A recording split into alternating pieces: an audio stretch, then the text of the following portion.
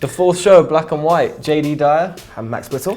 Nice to see you again. How you doing, brother, man? Thanks for all your likes and love as well. We got a lot. We got nearly 14,000 views on the last show. Mate, fan interaction is fantastic, and again, we're nothing without them. So we didn't pay for all those views either, did we? Nah, not at all. But no, how have you been, first of all? I'm good. Yeah, I like your kick. Show the camera. Fresh, Jordan's exclusive. They're very nice. Tried my best. How much did they set you back? Let's say 3 figures. Let's just leave it there. Okay, alright, that's fine. But yeah, I like the Gonzaga t-shirt as well, man. Hey, it's my college team. Mate, it's a very good college. Some say it's too big. I had a friend today who said that it looks like I was ill when this fit me. You know? It's a good America size. That's what I say. Yeah, that's true. It's a good America size. So, where do we start? Top of the show, man. End of the second round is approaching us, but you want to talk, and we both want to talk about the MVP. Just put this into context before you go on your little rant.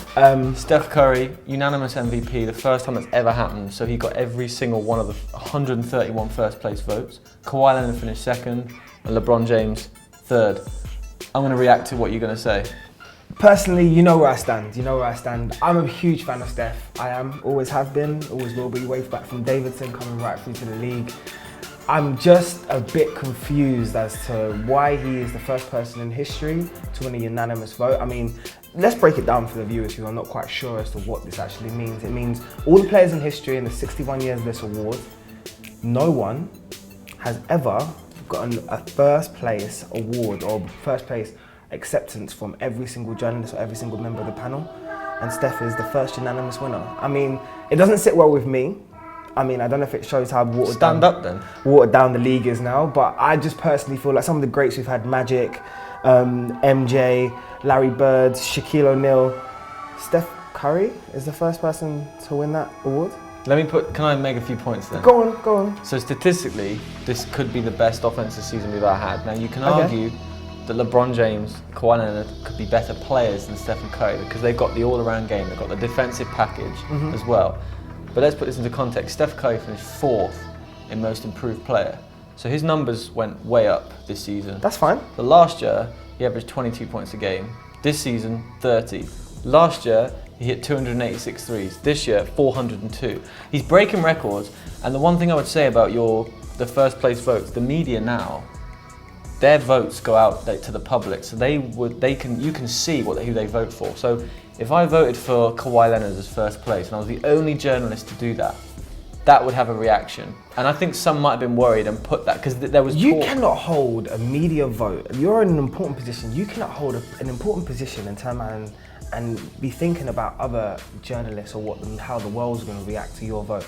I'm just saying, in a season where Russell Westbrook broke the record equaled the record for triple doubles, in a season where LeBron was fantastic again. I mean, personally, I think the whole league. I understand the cliche with LeBron, 4 MVPs. But he consistently drops 25, 7, and 7. I think the media, because he's averaging nearly a triple double in the playoffs, and in the playoffs, nearly 190 games, he's averaging 42 minutes. So to have those numbers. And that amount of time, he took the Cavs before he left for Miami, a terrible Cavs team, to like 66 wins, and the finals in 2007 against the Spurs. It doesn't sit well with me. I'm just that saying nobody else got at least one place vote. I get it, but Steph Curry tore up the league like even Michael Jordan. When I told you before the show, Penny Hardaway, Karl Malone, and Hakeem Olajuwon were the 3 guys during the '96 Bulls season when they won 72. To put him away from that unanimous vote. Look, it happens in other sports. It had to happen in the NBA eventually. And I just think Curry's mesmerising. And also the media got bored of the LeBron narrative. Because we've never seen anything like this before. They're looking at Steph and because of the fantastic image that he portrays, a family man. Does that help? Does the media help? It does. The friendliness? Of course it does. In the locker room? The rumours are circulating around LeBron about the infidelities and the different things about his personal life and the on-court and off-court. I'm not sure that comes into the MVP. It does. People are acting like it's not influencing their votes, but they are. I'm not sure it comes into that. Steph is the face of the NBA right now. He is, and why not? In a great light because he has. Do you think Curry should have won the MVP though? Of course. Exactly right. So that's good to know. Of course. That's good to know. I'm not blind. I mean, 402 threes. There's not many. So I think also LeBron James, you look at him mesmerising as an individual. People look at Steph Curry and say, I could do that. Even though they can't, you can relate to that skill because his body's like a normal body, but yet he can do things on the court without great speed, like Westbrook, like LeBron, like Kawhi, who can do things that are otherworldly. And that's also where it comes into it. I expected this result to be the key to the way it was. You expected Steph to win it unanimously. He makes his teammates better as well. Like I've seen that more when he's been absent. I can understand, especially now in the playoffs. I've seen the difference that he has on and off the court. They won without him. I think if LeBron dropped out the Cavs, they'd still be a playoff team because of the East. But also, his loss to the Cavs would be bigger. But I'm also saying that last year, if you look at the Portland team, and Jeff Van Gundy said on Twitter a few days ago that if you put Lillard on Golden State and Curry on Portland, it wouldn't be that different. I beg to differ. Last year's Portland team was pretty similar to this year's Warriors team.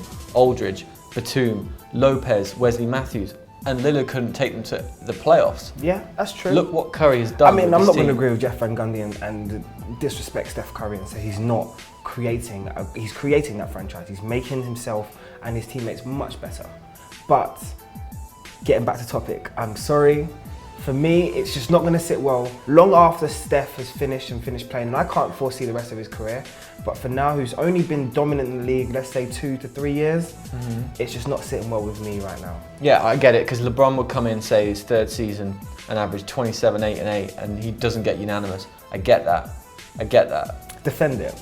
I understand that. Anyway, I'm Team Bron. We got to move on. Let's move on. As you know, we encourage fan interaction all the time, and I'm sure we can get back to all of your questions, but I've highlighted one in particular for you that was given to us by a gentleman called Mario Inuanu. Thank you, Mario. The question is, are the Thunder this year serious NBA championship contenders? Good question. Finally. Here's my answer. So I predicted before this series that the OKC Thunder would actually win in 7. And people laughed me down. They said the Spurs are way better. They've had a great historical season.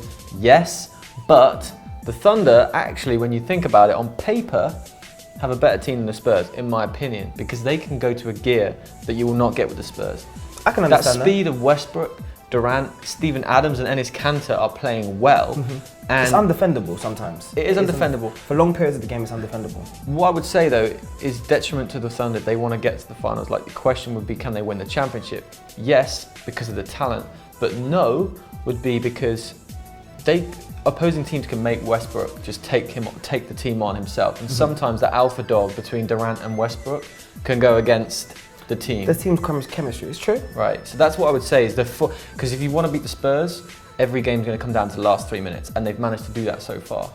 But that's what you've got to do for 16 games in the playoffs. You've got to win 16 games at a time. Have you not been more impressed with how elite their defense has been, and especially in this series with the Spurs? I've noticed how locked in KD, Russell is, and as Kanter, as you said, they've been immense, especially on the rebounding as well. Yeah, so Serge Ibaka's always been a good defender. Offensively stagnates, but Kanter's been better. But Billy Donovan, who replaced Scott Brooks as coach of the Thunder this season, defense has got worse for me. During the regular season, they pretty much didn't play any defense. But this postseason, they've been pretty good. But then you look at the Spurs as guards, Danny Green and Tony Parker. You got Westbrook and KD. You got to deal with those two. I mean, they can give the Warriors a good series if they go through. It's 2 out of 5 of the best players in the league. I mean, Right. we're talking about Steph being the top, but if you're turning around and saying that you've got a franchise which has got 2 out of the top 5 players in the league, who, if either of them go off in an individual night, it's over. We've seen it, both of their performances this year, they've both had individual great nights, and we've seen what's happened. To go back to the question again though, if I was a betting man, which I am sometimes, we all are, I'd say that I wouldn't like feel comfortable putting money on them to win just because we're assuming now they're going to go through to play the Warriors. You've got to win 4 games against Golden State. They haven't lost consecutive games in forever. And it's that mindset, it's that Kevin Durant's future came up before this series saying, you know, there was reports that if they get swept, he might decide, well, we've been wannabe champs for 5 seasons now, am I going to win here?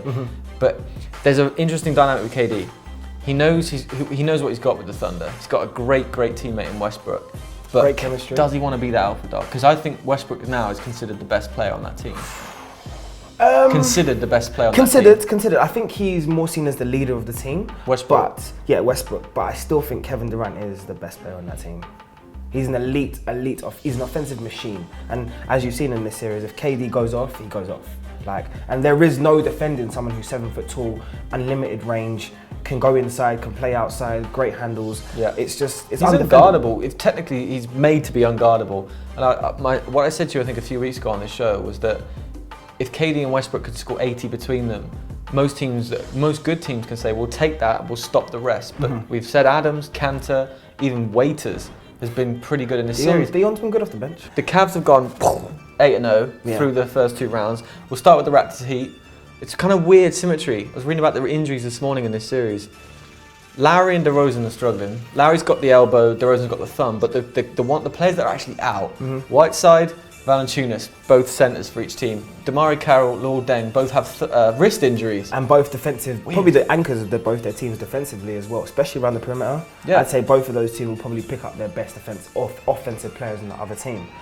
So, I mean, it balances out, and now you're going to see whose depth. But they've still got the star guards. Like, Dwayne Wade's turned back the clock. He's been so good, and he's even found his three-point touch. Has he turned back the clock, or is it typical still... Dwayne Wade? Is just, when it turned man, I know my team has made the playoffs, I'm going to turn man, relax my knees a little bit, rest my body, and then... Well, you just see turn it on. In certain parts portions of games, you see what he's capable of and what he used to do at regular level. But I say turn back the clock. This is an MVP winner, you know. Yeah, so, well, I think turn back the clock in the sense that last season, he missed, I think he played 50 or 60 games. He was going to be on this injury prevention plan this season. He played 70-something games.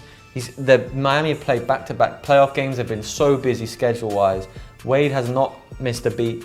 We'll see. I mean, the Cavs have looked so good to finish on the East. 25 threes they hit in Game 2, which is a record. That three-point barrage that they hit on the other night, oh my God. I felt almost sorry.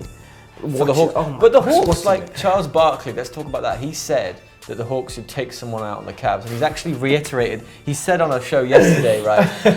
I didn't mean physically hurt them. Charles take Barkley you out meant means Charles take Barkley you meant out. that. If someone says I'm going to take you out, does it mean a hard foul to your knees, or does we it both mean... played sports competitively at a good level. We both know when your man says to you, I'm going to take you out, they're looking to end your game today. Yeah, and I think he meant take hard foul, but the Hawks, you send a message by guarding the three. You send a message by showing that you're a playoff team, not by taking someone out. They did neither.